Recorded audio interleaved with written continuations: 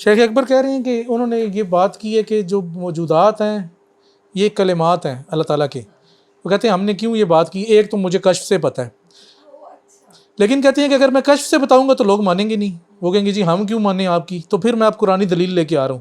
تو قرآنی دلیل یہ ہے کہ حضرت عیسیٰ علیہ السلام کے بارے میں اللہ تعالیٰ نے فرمایا وَكَلِمَتُهُ أَلْقَاهَا إِلَىٰ مریم, کہ حضرت عیسیٰ اللہ کا کلمہ ہے کہ اس کلمے کو مریم علیہ السلام کی جانب علیہ السلام کی جانب القاء کیا. تو کہتے ہیں اب یہ قرآن دلیل میں اللہ تعالیٰ خود ایک نبی کو, ایک وجود کو, یعنی کہ مخلوق کو کلمہ کہہ رہا ہے. تو میں اس وجہ سے کہتا ہوں کہ مخلوقات اللہ تعالیٰ کے کلمات ہیں.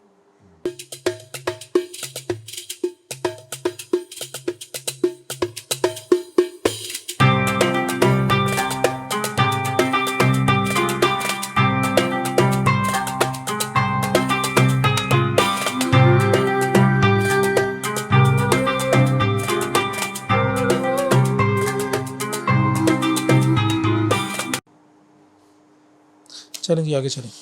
ہاں لطیفہ, ان اشعار کے ذریعے سماع اور وجد کا لطف اٹھانے والے جن میں اللہ کے سوا کسی اور کا نام بلند کیا گیا حق سے بعید ترین مخلوق ہیں, کیونکہ انہوں نے وہ کھایا جس پر اللہ کا نام نہ لیا گیا. آگے حاشیہ پڑھ لیتے ہیں, حاشیہ پڑھ لیتے ہیں تاکہ بات واضح ہو جائے گی. 42 نمبر حاشیہ جی, یہ پڑھ لیتے ہیں. شیخ اکبر فتوحات مکیہ کے باب نمبر 398 میں فرماتے ہیں, ایک شخص نے منصور بن عمار جو کہ واعظین میں سے تھے کو ان کی موت کے بعد خواب میں دیکھا. ان سے پوچھا اے منصور تیرا کیا بنا؟ وہ بولے حق تعالیٰ نے مجھے اپنے سامنے کھڑا کیا اور مجھ سے کہا اے منصور تجھے میرا قرب کیسے نصیب ہوا؟ میں نے کہا منصور کوئی واعظ تھا؟ ہاں واعظ تھا نا, ممبر پہ بیٹھ کے جو نہیں واعظ کرتے ہیں جو لوگ, اس طرح کا بندہ تھا کوئی. جگہ میں نے کہا میں لوگوں کو واعظ و نصیحت کیا کرتا تھا. حق تعالیٰ نے فرمایا اے منصور زینب اور سعاد کے اشعار سے تو میرے قرب کا طالب تھا. یعنی کہ یہ جو شاعری میں لوگ اپنے طور پہ لکھتے ہیں اشعار, تو وہ اشعار چونکہ پڑھتا تھا اور مراد یہ لیتا تھا کہ جی میں حق تعالیٰ کے لیے ان کو پڑھ رہا ہوں, تو اس کے لیے پھر کہا کہ جو یہ اشعار جو کہ کسی نے اپنی محبوبہ کے لیے لکھے ہیں تو وہ پڑھ کے میرے, ہاں تو ان سے میرا قرب چاہ رہا ہے.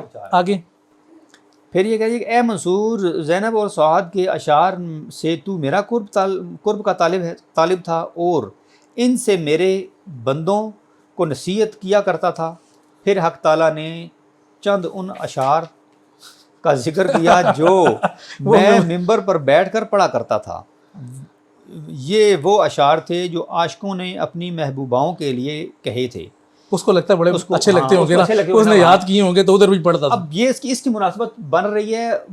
اشعار جو بندہ جو کئی دفعہ ہوتے ہیں دنیا کے اندر جو ہوتے ہیں نا گانے سن کے اس سے اپنے اوپر وجد والی کیفیت طاری کر لیتے ہیں اور پھر وہ کہتے ہیں کہ ہم حق تعالیٰ کی طرف جائیں گے. یہ وہ اس طرف اشارہ ہے.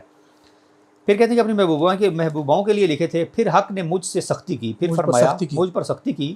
پھر فرمایا میرا ایک ولی تیری مجلس میں آیا تھا اور تو نے اس مجلس میں کہا تھا اے اللہ ہم میں سے اس شخص کو بھی بخش دے جو سب سے زیادہ سخت دل اور بھر نہ آنے والی آنکھوں والا ہے.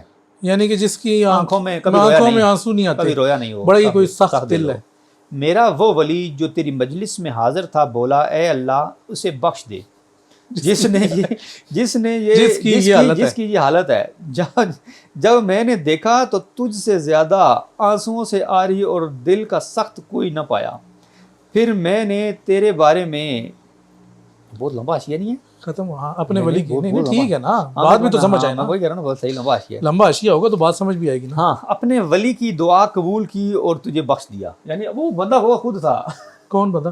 وہ ولی جو تھا نا, ولی نے تو کہا لیکن بندہ یہ تھا خود جو شیخ واعظ بخشا گیا نا. ہاں لہٰذا واعظ کو چاہیے کہ اپنی مجلس میں صرف وہی اشعار پڑھے جن میں کہنے والے کا قصد ذکر اللہ تھا, چاہے یہ غزل گوئی میں ہوں یا کسی اور صنف میں. اس کا تعلق اس کلام سے تھا جس پر اللہ کا نام لیا گیا. ان کا پڑھنا اور سننا حلال ہے کیونکہ ان پر اللہ کا نام لیا گیا اور اسے چاہیے کہ کبھی بھی اللہ کے بارے میں یعنی کہ وہ اشعار پڑھے کہ جو کسی شاعر نے بنیادی طور پر کئی ہی اللہ تعالیٰ کی حمد میں ہے.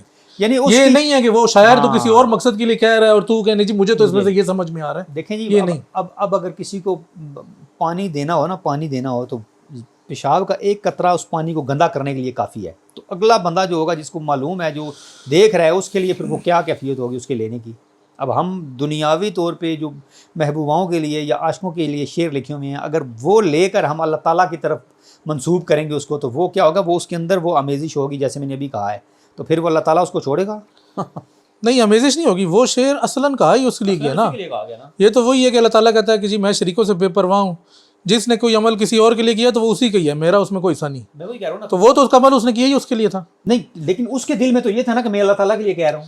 کس کے دل میں؟ جو اس نے تو کہا ہی نہیں ہے، اس نے خالی نقل کی ہے. میں نقل کرنے والے کی کہہ رہا ہوں نا. نقل کرنے والا اس کو سہارا بنا کے تو آگے جا رہا ہے نا. تو کیا نقل کرنے والے کی ادھر پوائنٹ نہیں ہے نا. نقل کرنے والے نے اپنا بھی بیچ میں وہ محبت ڈالی، لیکن گند بیچ میں شامل کر کے تو آگے تو نہیں لے کے جا سکتا. یا تو ہوگا خالصتاً تو نے خود کہے ہوں اللہ تعالیٰ کے لیے، تو پھر تو اور یا کسی اور شاعر نے بھی کہی ہوں. ہاں کسی نے بھی کہے ہوں.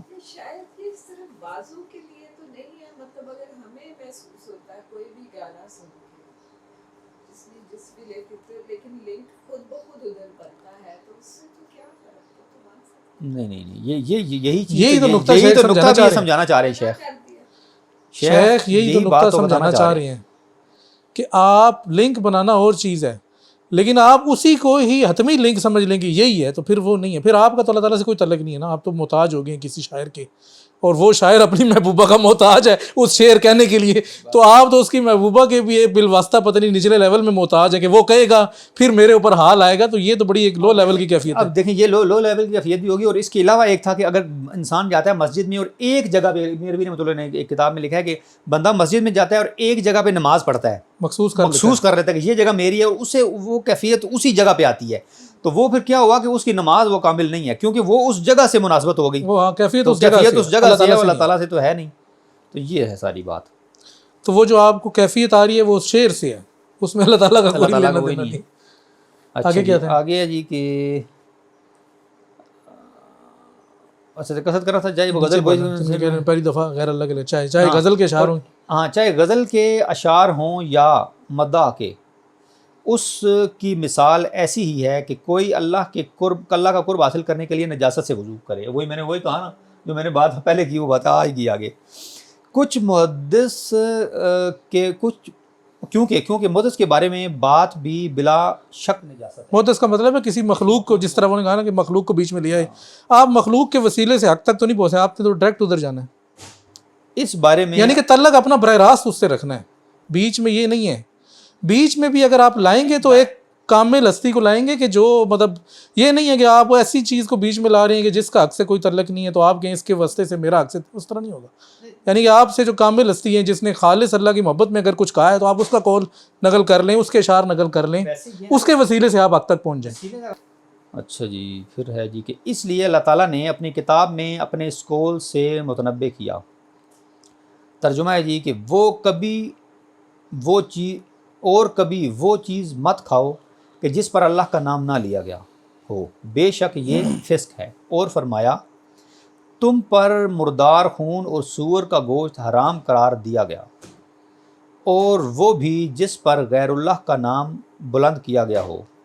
غیر اللہ کے بارے میں شعر بھی ویسا ہی ہے کہ اس پر غیر اللہ کا نام بلند کیا گیا، کیونکہ نیت کا اشیاء میں اثر ہوتا ہے. اللہ تعالیٰ فرماتا ہے انہیں یہی حکم تھا کہ وہ دین کو خالص کرتے ہوئے اس کی عبادت کریں. اب بات ساری نیت کی آ جاتی ہے کہ نیتوں، اب جس نیت سے اس بندے نے کہا ہوا تھا شعر، وہ اس کی نیت بیچ میں شامل ہو گئی، وہ نیت چل رہی ہے، ہم وہ اسی نیت کو لے کے ہم اس شعر سے وہ نیت نکل نہیں سکتی. ہاں نکل نہیں سکتی. ہم وہی نیت لے کے آگے جائیں گے تو پھر وہ کیا اس کا تو پھر وہ اچھا جی. اور اخلاص سے مراد نیت ہے. ہاں وہ اخلاص سے اور اخلاص سے مراد نیت ہے. جب کہ اس شاعر نے ان اشعار میں اپنے محبوب کی غزل گوئی یا تعریف کی. اب اس نے اپنے محبوب کی تو ہم اس کو ملا کے اللہ تعالیٰ کے ساتھ منسوب کر کے تعریف اللہ تعالیٰ کی شروع کر دیں. تو یہ کہیں جی اللہ کی تعریف ہے، حالانکہ کافی لوگ یہی کرتے ہیں. ہاں یہی کرتے ہیں. تو وہ اللہ کی تعریف نہیں ہے، وہ ہمیں خاص طور پہ وہ تعریف ہے۔ نذیر صاحب جڑے تھے نا وہ تو گانوں میں سے نکالتے وہ گانوں میں سے نکالتے تھے جی، دیکھیں ہو کیا کیا، مجھے تو اس میں سے کچھ اور ہی سمجھ میں آیا، حالانکہ ہم ان کو اس ٹائم بھی کہتے تھے کہ بھائی اس طرح نہ کریں۔ سہیب خان صاحب کہہ رہے ہیں کیا اس میں عشق مجازی سے عشق حقیقی کی طرف جانے کا اشارہ ہے؟ نہیں، مجازی سے حقیقی کی طرف جانے سے مراد یہی ہے نا کہ اب ہم کہیں جی کہ پہلے محبت آپ کر لیں تو پھر اس کے بعد محبت میں پھر وہ ٹھیک ہے، مطلب آپ پہلے کسی چیز کے ساتھ محبت کریں گے تبھی تو محبت کا ایک اندازہ ہوگا نا محبت ہوتی کیا ہے، تو پھر اسی سے ہی آگے بندے نے جانا ہے حقیقی سے۔ اب مجازی میں آپ کہیں جی کہ میں کسی بھی دنیا میں کسی بھی چیز سے، چاہے وہ عورت ہو، کوئی مال ہو، کسی چیز کے ساتھ بھی آپ محبت رکھیں، محبت کے بعد اگر آپ وہاں پہ جاتے ہیں تو وہ پھر ایک محبت آپ کو پتہ لیکن یہ تو اور چیز ہے، تو شعروں کی بات ہے، اس میں اشارہ کس طرح؟ نہیں، اشارہ تو کوئی نہیں ہے نا اس کے اندر، یہ تو ویسے جنرل ایک سوال کیا ہے شاید انہوں نے۔ سمینہ عظمت کہہ رہی ہیں گانا سن کر ہمارا خیال اللہ کی طرف گیا تو ہماری نیت تو ٹھیک ہے نا، شاعر کی جو بھی ہو۔ بات یہ نہیں ہے، دیکھیں اب جو چیز اصل تو خراب ہے نا، اصل خراب ہے، دیکھیں جڑ میں، دیکھیں جب وہ کہتے ہیں نا بنیاد اگر ٹھیک نہیں ہے نا تو کبھی مکان اوپر ٹھیک نہیں بن سکتا، وہ ہمیشہ گرے گا ہی گرے گا، درم نیچے زمین بہت۔ اس شعر کی اثر ہی خراب ہے، تو آپ کی نیت نے ادھر کیا کتنا ٹھیک کر لی؟ آپ کی نیت چاہے جس طرح کی بھی ہو، آپ اپنا شعر کہہ لیں، ہاں اپنا اللہ کے لیے، اللہ کے لیے اپنا کہہ لیں، کہیں کہ یہ میں کہہ رہا ہوں، یا کسی ایسے شاعر کا پکڑ لیں کہ جو جس نے اصلاً اللہ کے لیے قصد کر کے شعر کا۔ صوفیاء کے اشعار بھی تو ہے نا، گانوں میں سے لازمی اللہ کے لیے شعر لینا ہے، صوفیاء کے لے لیں جنہوں نے خالصاً اللہ کے لیے کہیں ہیں۔ تو پھر آگے تھا جی کہ پس وہ کھاؤ جس پر اللہ کا نام لیا گیا، بس شیخ اکبر نے تو پھر حرام قرار دیا، کیونکہ ان اشعار پہ اللہ کا نام نہیں لیا گیا، اللہ کا قصد نہیں کیا گیا، اور قرآن مجید کی آیت ہے کہ وہ جو مردار کے والے سے اور حلال جانور کے والے سے ہے، تو شیخ نے اس کا اطلاق اس پہ کیا ہے اور کہا ہے کہ یہ تو تم پر حرام ہے۔ جیسے میں نے پہلے بھی کہہ دیا کہ اگر پانی کے اندر پیشاب کا ایک قطرہ ڈال دیا جائے تو وہ سارا ناپاک ہو جاتا ہے، کوئی بندہ اس کو پیے گا نہیں۔ تو یہی چیز اگر ہم کسی دوسرے کو جا کے دیں جی کہ اس کو جو جانتا بھی ہو، اس کو پتہ بھی ہے کہ وہ تو ہر چیز، وہ تو علیم و خبیر ہے، وہ اس کو ہر چیز کی خبر ہے، جب ذرا سی بھی آمیزش آپ دنیاوی طور پہ ان اشعار کی جو نیت اس کی شامل ہو کہ جائے گی آگے، تو وہ تو منہ پہ دے مارے گا، یہ میرے لیے یہ تو میرے لیے ہے ہی نہیں نا، میرے لیے ہے ہی نہیں، وہ تو نیت اس کی مخلوق کے لیے۔ اچھا جی، پھر ہے کہ اس نے تفصیل سے تمہیں بتا دیا جو اچھا، اس نے تفصیل سے تمہیں بتا دیا، تفصیل سے بتا دیا جو تم پر حرام ہے۔ اب اس نے، اب شیخ اکبر نے اس چیز کو حرام قرار دے دیا ہے، بلکہ اللہ تعالیٰ، بلکہ شیخ نے تو یہاں سے یہ جو آیات لے کے آ رہے ہیں یہ وہی ہے کہ اس نے حرام ہی کر دیا کہ پکا یہ جی یہ چیز قرآن مجید کی وہ آیات ہیں جو جانوروں کے حوالے سے ہیں، جانوروں کے حوالے سے ہیں، تو اس سے وجہ سے استدلال لے کے تو پھر اس طرف بھی آ گئے نا، تو یہ معنوی طور پر استدلال لیا ہے، وہ تو ایک حصی طور پہ۔ ہاں، چونکہ وجد تنزل کا طالب ہے، اسی لیے آیت میں فرمایا بے شک یہ فسق ہے، اور بے شک شیاطین اپنے دوستوں پر وحی کرتے ہیں، یہ وحی حق کے الٹ ہے، اسے سمجھ۔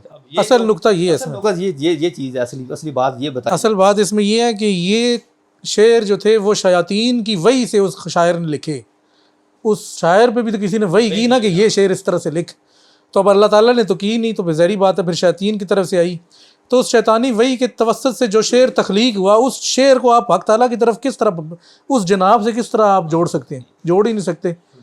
مطلب یہ تو وہی ہو گیا کہ آپ نے بالکل ہی ایک الٹی چیز، شیطان کو ہی اللہ کے قرب کا ذریعہ سمجھ لیا۔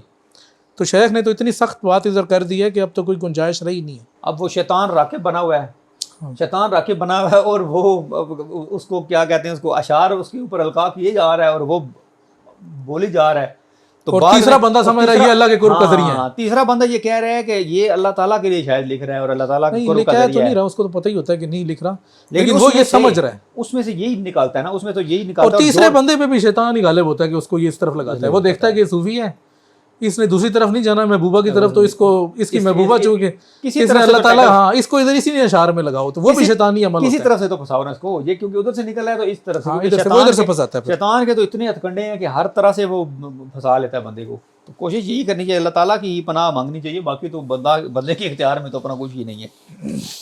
اچھا جی، آگے ہے جی کہ اشارہ۔ اچھا، یہ سبب سے اس کی یہ تھا دوبارہ سے، کیونکہ اس شعر کے کہنے کا سبب کچھ اور تھا۔ پہلا سبب شعر کے میں نے بتایا کہ اللہ تعالیٰ ہی ہر چیز کا سبب ہے، اور دوسرے میں بتایا کہ اگر کوئی کام کسی اور سبب، کسی اور وجہ سے ہوا ہے تو وہ آپ کسی دوسرے سے اس کو نہیں کر سکتے، اللہ تعالیٰ سے نہیں جوڑ سکتے۔ آگے اشارہ ہے جی، کامل بندہ وہ ہے جو حق سے حق کے قریب ہو۔ اب بات یہ اگر حق سے حق کے قریب ہو، حق کے شعر لکھے ہوئے تھے، اشعار لکھے ہوئے تھے، حق کے لیے اشعار لکھے ہوئے تھے، وہ ان اشعار کو لے کے حق کے قریب ہوا، ہاں، نہ کہ شیطان نہ سے کہ کے قریب شیطانی جو تھی اس سے لے کے وہ حق کے قریب ہوا، یا کلام حق سے، اور وہ بھی حق ہے۔ اب کوئی بھی کلام کوئی کسی نے لکھا ہے، جیسے ہم قرآن پاک کو پڑھ کے اللہ تعالیٰ کے قریب ہو جاتے ہیں تو وہ الگ یا بات ہے، کسی صوفی کے شاعر احادیث کہہ کو لیں۔ نبی پاک صلی اللہ علیہ وسلم کا کلام ہے جو ہاں، بیسٹ کلام ہے، وہ اس کو پڑھ کے اللہ تعالیٰ کے قریب ہو جاتا ہے بندہ، تو وہ اس میں تو کوئی ایسی وہ بات نہیں ہے۔ بات نہیں ہے، زبردست بات ہے یہ۔ ٹھیک ہے جی، اگلا اشارہ ہے جی، جب سما نغمے صاحب سما، جب صاحب سما نغمے کے پاس ہوتا ہے، حق کے پاس نہیں۔ صاحب سما، صاحب سما جو حق کے پاس تھوڑا ہی ہوتا ہے، وہ تو نغمے کے پاس ہوتا ہے، وہ اس کی وجد جو ہوتا ہے وہ تو ہاں، دھن کی وجہ دھن کی وجہ سے، سے، وہ تبرے کی وجہ سے، ماحول کی وجہ سے، اس کے دل میں وہ وہ طبی طور پر اپنے اوپر لازمی طور پہ وارد کرنے کی کوشش کرتا ہے، خود وارد کرتا ہے تب ہوتا ہے وہ، شیطان بھی ایک کچھ القاء کرتا ہے اور کچھ وہ اپنے اوپر وہ حال وارد کرنے کی، طاری کرنے کی کوشش کرتا ہے۔ تو صہیب خان صاحب نے کہا کہ جی اب بات کلیئر ہو گئی ہے کہ یہ اشعار شیطان کے فریب دینے کا طریقہ ہو سکتے ہیں۔ ٹھیک ہے، صحیح ہے، ہاں جی، آپ صحیح کہیں، شیخ نے ذکر کیا شیطان ہاں کا۔ جی، چلیں جی آگے نیکسٹ چلیں جی، یہ تو ہو گیا نا، یہ تو سمجھ آ گئی، بس ٹھیک ہے۔ ہاں، صاحب سما صاحب نغمے کے پاس سما ہوتا ہے، ہاں، تو بس واضح۔ وہ جو بات ہم پہلے کر بھی چکے ہیں، اشارہ ہے جی کہ ذاتوں سے فراغت نصیب ہوئی اور صورتوں میں کام باقی ہے۔ ذاتوں سے فراغت ہوئی اور صورتوں میں کام باقی ہے، اس کا کیا مطلب؟ اس کا مطلب یہی ہے کہ ذاتوں میں فراغت ہے، یعنی کہ ذوات میں تو تبدیلی ہے نہیں، اور ساری جو دنیا میں جو نظام چل رہا ہے وہ صورتوں کے والے سے ہی ہے کہ اب صورت یہ آج یہ صورت ہے، کل کوئی اور ہوگی، مطلب صورتیں تبدیل ہوتی رہیں گی۔ ذوات جو ہیں وہ چینج نہیں ہوتی، ذوات چینج نہیں ہوتی، وہ تو اصلی ہوتی ہیں، ثابت ہیں، تو وہ تو چینج نہیں ہوں گی، اور جو صورتوں میں جو صورتیں ہیں اس کے اندر نیچے کام ہو رہا ہے، صورتیں تبدیل ہوتی رہیں گی، آج یہ صورت ہے، کل کوئی اور صورت ہے، پرسوں کوئی اور صورت ہے، یہ چلتا رہے گا۔ جیسے انسان ہے وہ مختلف مطلب ٹائم میں مختلف صورتیں ہوتی ہیں، چھوٹا ہوتا ہے اس کی شکل کچھ اور ہوتی ہے، بڑا ہوتا ہے درمیانے ایج کا ہوتا ہے اس کی ہوتی ہے، بڑھاپے میں اس کی بالکل ہی چینج ہو جاتی ہے۔ نہیں، یہ صورت مراد نہیں ہے، مراد یہ بھی ہے، نہیں، یہ تو صرف ایک صورت کی کیفیات ہے نا۔ تو میں نے اشارے کے طور پہ بتایا نا کہ بظاہر انسان کی صورت جب وہ چینج ہوتی ہے، لیکن دوسری سینس میں انٹرنل بھی تو وہ چینج ہوتا ہے نا۔ صورت سے مراد یہ ہے کہ آج اس کی یہ صورت ہے، مرنے کے بعد کوئی اور صورت ہوگی، پیدائش سے پہلے کوئی اور صورت تھی، دنیا میں ہی کتنی صورتیں چینج ہوتی ہیں، محشر میں کوئی اور ہوگی، جنت میں کوئی، اس طرح سے مراد ہے۔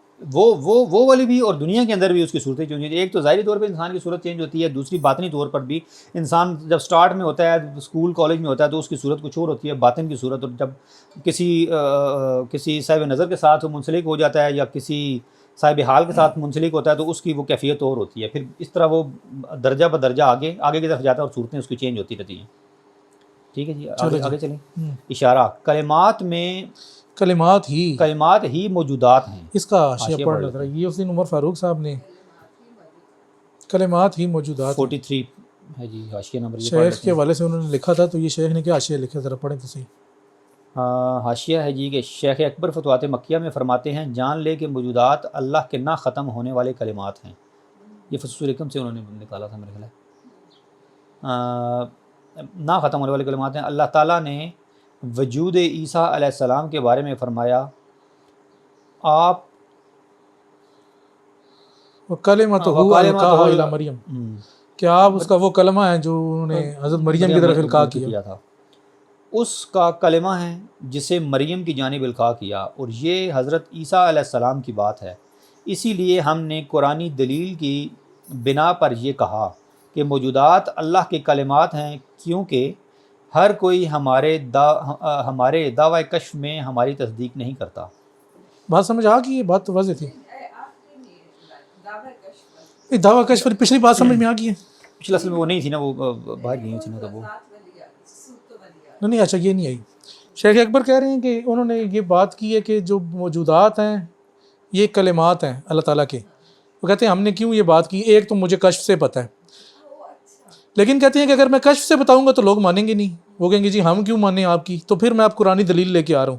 تو قرآنی دلیل یہ ہے کہ حضرت عیسیٰ علیہ السلام کے بارے میں اللہ تعالیٰ نے فرمایا وَكَلِمَتُهُ أَلْقَاهَا إِلَىٰ مریم، کہ حضرت عیسیٰ اللہ کا کلمہ ہے کہ اس کلمے کو مریم علیہ السلام کی جانب القاء کیا۔ تو کہتے ہیں اب یہ قرآن دلیل میں اللہ تعالیٰ خود ایک نبی کو، ایک وجود کو، یعنی کہ مخلوق کو کلمہ کہہ رہا ہے، تو میں اس وجہ سے کہتا ہوں کہ مخلوقات اللہ تعالیٰ کے کلمات ہیں۔ تو یہ بات تھی، اور وہ بھی ہے نا کہ لا تبدیل لکلمات اللہ، اللہ تعالیٰ کے کلمات کے اندر تبدیلی نہیں، تو تبدیلی جو ہے ثابت ہیں وہ ایز اٹ ثابت ہیں، وہاں پہ بھی تبدیلی نہیں ہے، اس لیے یہاں یہ یعنی موجودات بھی اپنی حقائق پہ اصلی، ان میں تبدیلی نہیں ہے۔